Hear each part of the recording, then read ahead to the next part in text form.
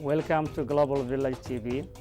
We have two guests today, Staff Sergeant Tom from Brooks, County of New York, and we have Mr. Bamidele from Medicine Hat. Welcome to Global Village TV, please, both of you. It's a pleasure to be here. Thank you. It's nice to be here. Tom, would you please give us a little bit about your background in brief? As you say, I'm the Staff Sergeant in charge of Brooks Detachment, which includes the rural detachment of the County of Newell. I have been in the Royal Canadian Mounted Police for 30 years, 20 years throughout Saskatchewan, and recently out of Calgary. I came to Brooks in January of this year to lead the detachment, and so far I'm very much enjoying the whole experience of Brooks. I brought my family, or my wife, who is very much happy in Brooks, and it's gone very well. And I appreciate the opportunity to speak with you on numerous occasions now. And it's, yeah, as I say, we're quite happy with it. Thank you very much, and we are very honored to have you. Mr. Bamidele, could you please give us a little bit of background of yourself? Yeah, just like you said, my name is Bamidele Adelaja. I'm a chartered accountant. I trained in Nigeria. Recently, I joined the Registered Public Accountants of Alberta as well, so I can practice on my own. I'm married with 4 kids, and yeah, that's much about it. So the family are here? The family is here. My wife is here, and my children are here as well. So my wife is enjoying being here, and it's nice meeting you, Ahmed. Thank you very much, Bamidele. So how long have you been here in Canada now? Yeah, it's about 5 years now, yeah. 5 years? Yeah. Okay. Oh, so Nigeria, which is West Africa? Yeah, Nigeria is West Africa. Yeah, exactly. It's bounded by, you know, Benin Republic on the west, and Cameroon and Niger, you know, in the northern, you know, hemisphere there. So, yeah. So it is a very big nation in West Africa. You're right, exactly. It's right on the coast. Actually, it is the most black populous country in the world. That's where you find the concentration of the largest black people in a geographical confinement, as well as, you know, interacting politically and economically in the whole world. That is the largest black population, you know, in the whole world. And you do have different ethnic groups? Exactly. We have about 360, more than 360 ethnic groups, and yeah, with different languages, about 360 different languages. It's astounding. It's astounding. Wow, that's indication a little bit about Nigeria. 360 ethnic groups. Yeah. In one nation. In one nation. It's incredible. Yeah, So, Tom, there is a perception of immigrants in general that don't trust the police force for some unknown reason. Not because of the police force are abusive to people, but that's a perception that comes from their home country, that there is no trust between them and the system that they come from. And it's important for all groups to have that trust with the police force in order for the community to live in a peace society. How do you see overcoming that kind of mistrust between the groups and the police force in Brooks and County of New York specifically? Every time people have interactions with any other group, it's either positive or negative, and it's what you bring to it. And the more you get to know a person, or you get to know the organization, the more belief in it you will have, or trust you will have, more confidence. If I am able to get out to the community and be able to speak to the community much more, and get to know people of the community, and they get to know me, and they get to know people in my office. Just by by doing that, we will gain more trust from people. The better they get to know us, the more they will trust us. People that come into Brooks, or the County of Newell, from wherever they come from, have different experiences that they bring with them. Some good, some not so good, when it comes to involvement with police and persons of authority. For us to go back generations and try and break down walls of mistrust of authority, it's not going to happen very quickly. All we can do is trust, or talk. The more communication we have, the more talking we do, the more we will get to know and trust each other. We are not a brutal police force. We are not corrupt. We do not accept or take bribes. It's against the law in Canada. And we will not pick on one group. We will enforce the law equally to all. We are sworn to do that, and we will do that. If you break the law, you will probably run into us in a negative way. But we are there to help in a positive way. And the only way we can do that is to get to know each other and to talk more. So how many levels we have in police force in Canadian society? How many levels of police force in Canadian society? It's sometimes difficult to explain, but in the RCMP, Yeah. In Brooks, we police the city of Brooks, which would be equal to the Medicine Hat Police Service. Yeah. So we contract, we supply the service to fulfill a contract to police the city of Brooks. For the County of Newell, we have what we call the provincial police force in the County of Newell. They come under my control as well. They would be equal to someone in Ontario, for example, might compare that to the Ontario Police Force. OPP. The OPP. Okay. Or in Quebec, the QPF. Yeah. The Sûreté de Quebec. We then also have a federal presence in the RCMP where we enforce immigration and passport laws, customs and excise, federal drug laws, federal intellectual crime laws, and about 180 or more federal laws. We are also work to protect the national security of the country. So on the federal side, we have the national security, the commercial crime, to all the fraudsters and assisting the tax people, and the drugs and all the federal crime there. Then we have a provincial presence. Then we have a municipal presence as well. So three different levels just of the RCMP. On different contracts, we'll have like Calgary Police Service or Lethbridge Police Service or Medicine Hat, where they have their own police to police their community. They will enforce some federal law, but mostly provincial and criminal code, provincial laws, and the municipal bylaws. Then we have the Sheriff's Service in southern Alberta, who are predominantly traffic enforcement. They have a few, or they do have authority over a few criminal code matters, but mainly provincial matters of traffic and liquor, weights and measures. But they're predominantly just on the highways enforcing provincial traffic rules. That's basically the levels of policing we have in Canada. Okay, thank you very much, Tom.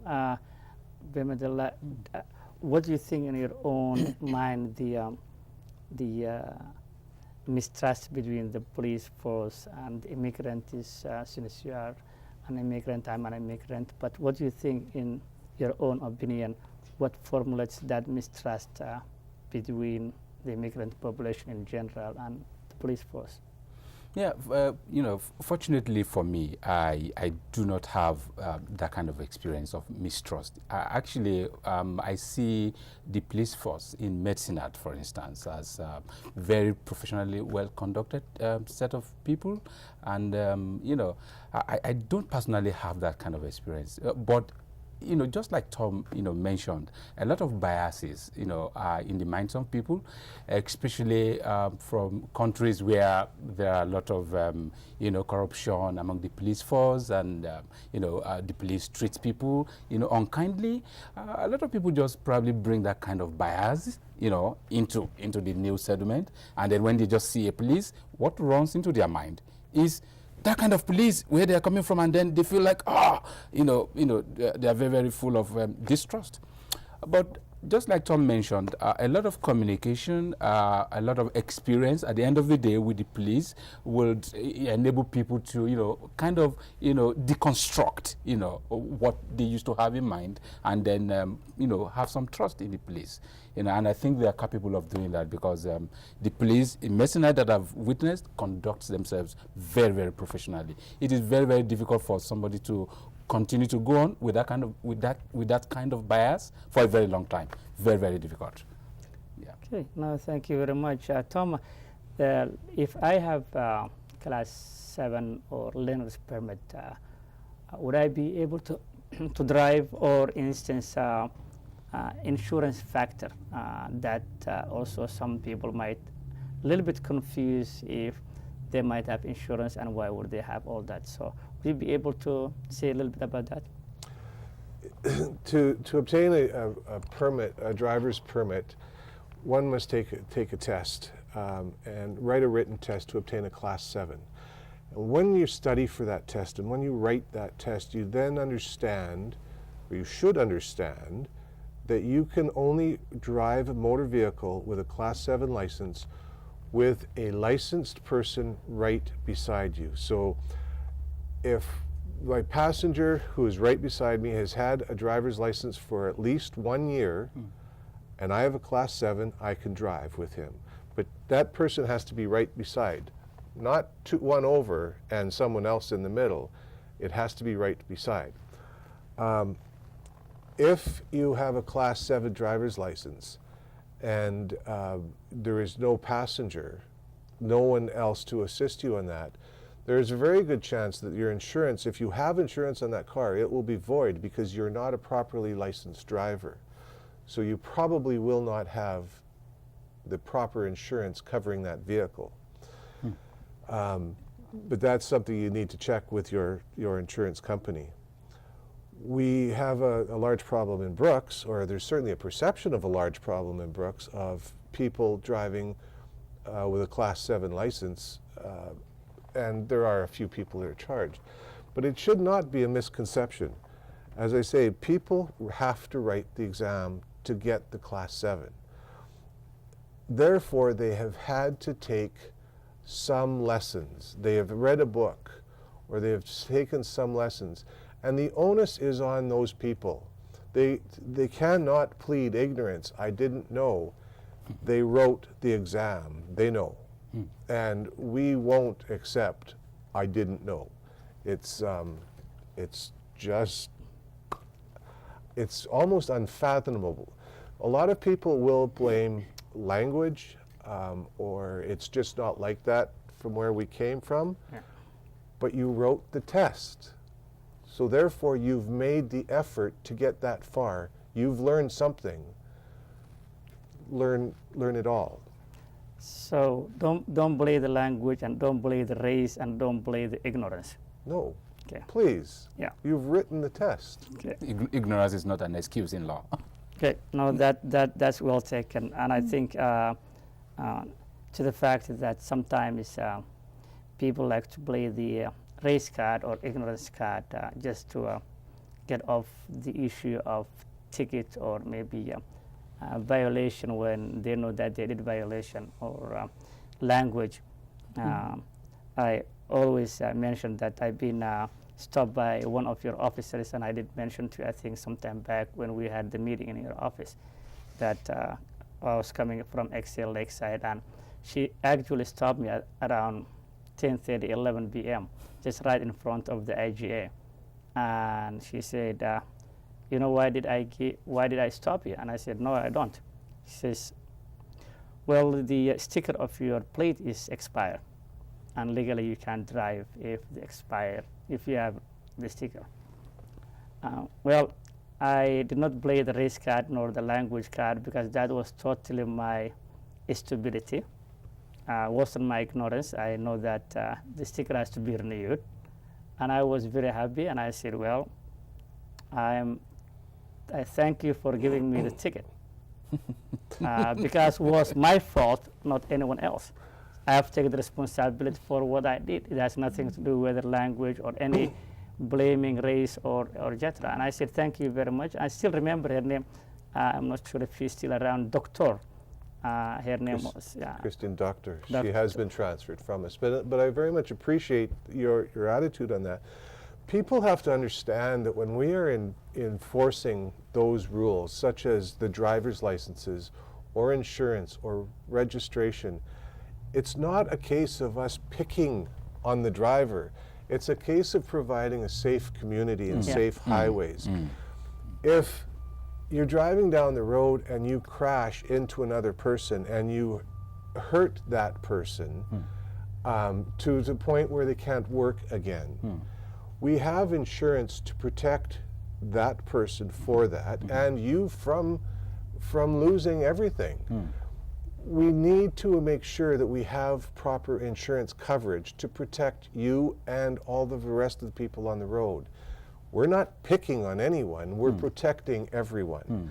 And it's really important that people take that onus of responsibility on their own. It's never, ever somebody else's fault if you're breaking the law. You must take responsibility. And that simple staff sergeant that I was talking to doctor, and she said, well, thank you very much, and she gave me the ticket. But she also mentioned that I can leave the car there. I can drive the car to my house, and she can call a tow truck, but she did not. She said, take the car to your house and go tomorrow morning to the registry office and get the sticker, because she understood that I wasn't aware of, even though I should have known, but for some reason was 1 day, I think, or 2 days expired the sticker.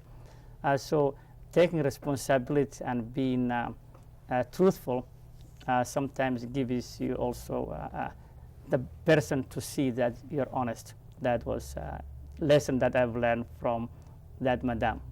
Good. That's very good. We treat people the way we get treated as well. Quite often, if people are very rude to us or very accusatory, they may not get as many. The officer may not use the discretion in a positive manner in that case. Yeah, so it's always, that's what I advise all the immigrants in general, and tell them this was a story that happened to me, not someone else.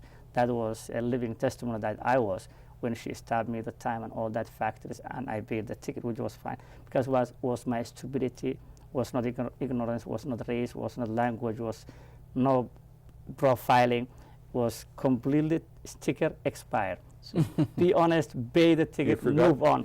You forgot to renew it. I forgot to renew it. It actually happens to most of us. There you go. And you know what? That act of the police lady is an act of trusting you. Trusting you that you will eventually go to the license bureau and actually renew. She could have taken a tougher stance and said, look, nope, your car is going to be towed away from here. Now, that gives him or whoever at the end of the scheme the kind of trust back again to the police, because they trust you, then you feel, oh, then they are trustworthy too, if they can trust me.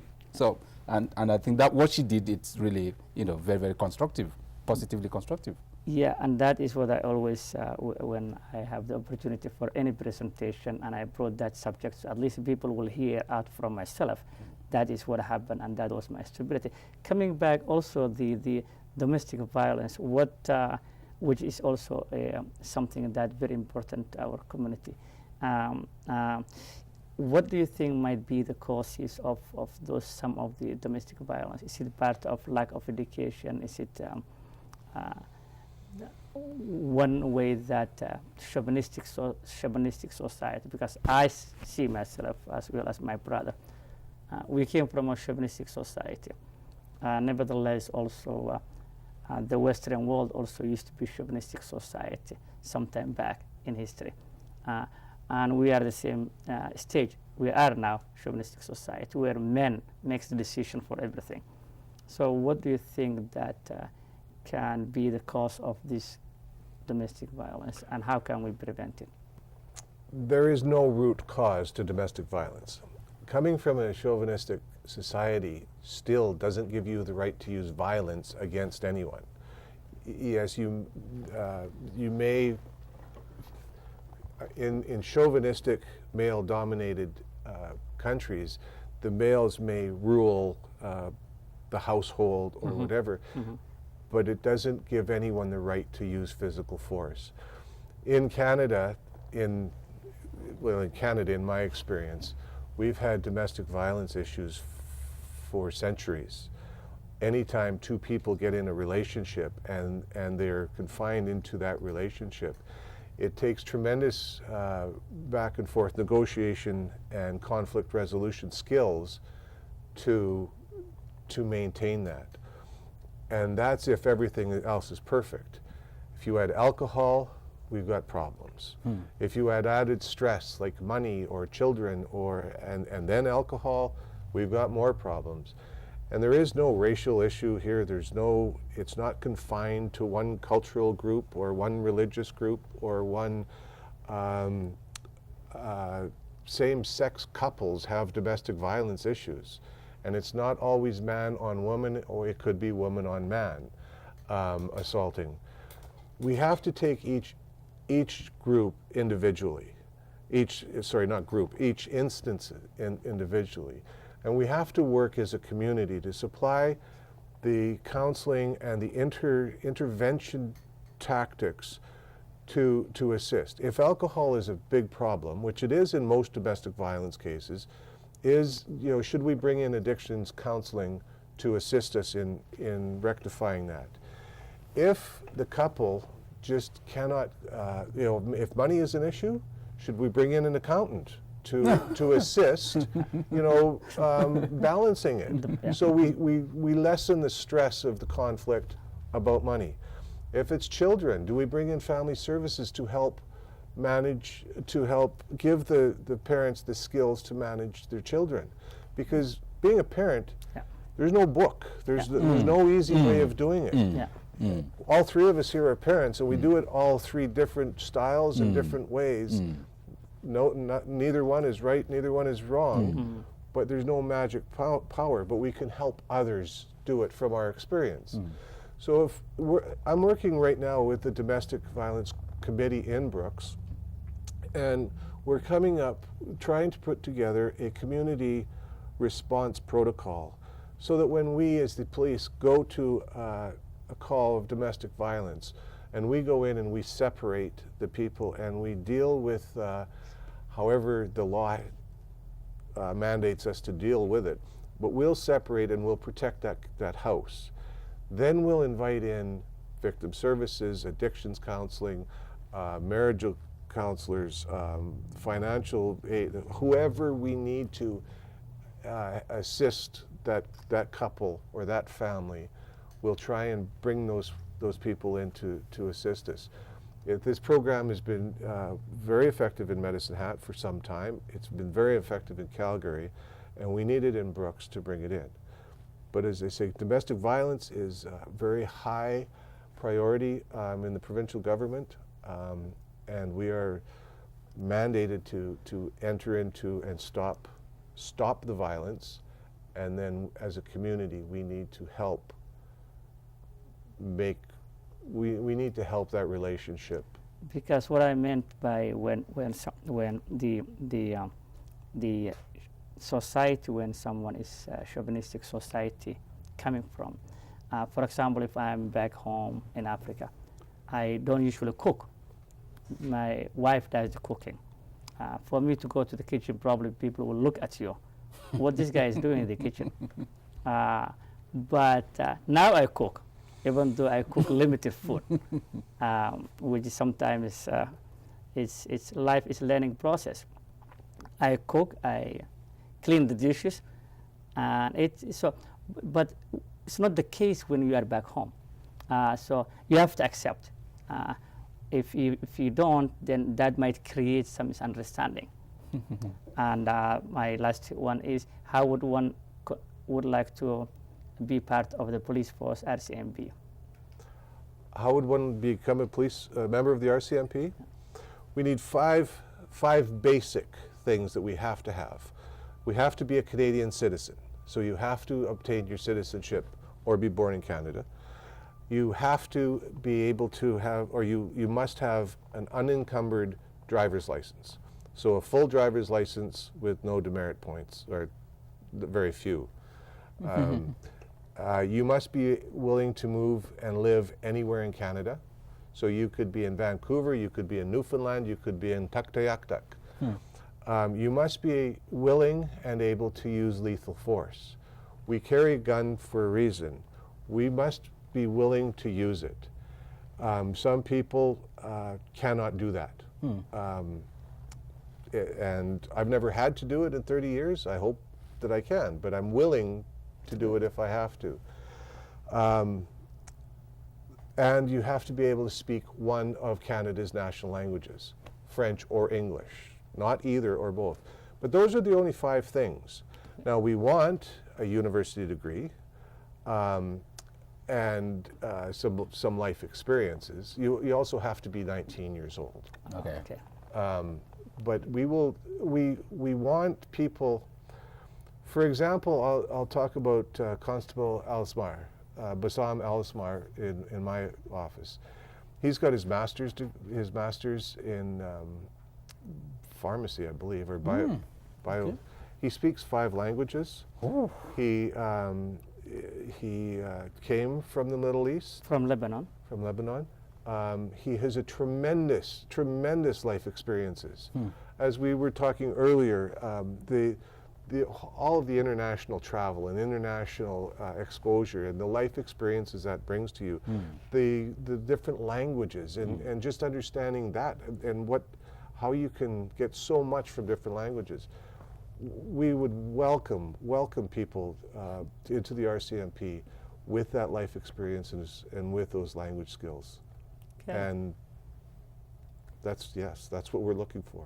No, that is precisely whoever wants to join the RCMP probably will be able to listen from you and then take all those 5 steps if they want to join the RCMP, which is one of the best institution in our society, taking the risk of protecting the Canadian citizens and their property. So we thank them for their sacrifice, as always we do.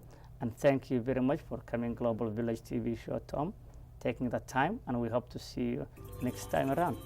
Thank you very much. It's a pleasure. Thank you. Thank you very much, Abdullah, for coming to the Global Village TV. Thank you very much. We hope to have you sometime soon. Thank you very much. I appreciate it. This is your host, Ahmed Kassim. This has been Global Village. Thank you for joining us, and we hope you will join us next week. Until then, have a wonderful week. See you next week.